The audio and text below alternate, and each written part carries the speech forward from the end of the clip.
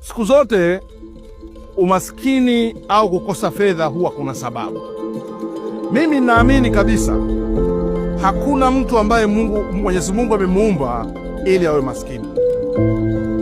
Kwa hiyo tunapomwona maskini, kuna jambo moja la kumsaidia, namna ya kufikiri, kwa sababu maskini unaanzia kwenye kufikiri. Unavyofikiri ndivyo utakavyokuwa. Mwalimu mmoja alisema,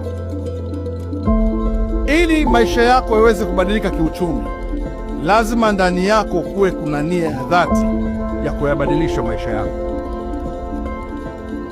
Mafanikio yanaanzia kwenye maono na mtazamo.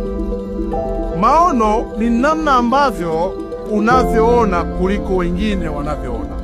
Maono yanaanzia kwenye ule ugumu unaoona, kwamba wewe ile hali unayoiona kwenye maisha unasema hii sio maisha yetu.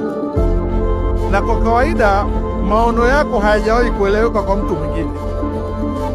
Siku moja ndugu yangu Bono ni Mlowe aliwahi kusema, alipokuja Iteno akajifunza, akaona na akatengeneza ndoto kupitia fursa hii, lakini alipoenda kushare yale maono yake na mwanamke wake wa kuoa kabisa, mke wake kabisa, alimkataa.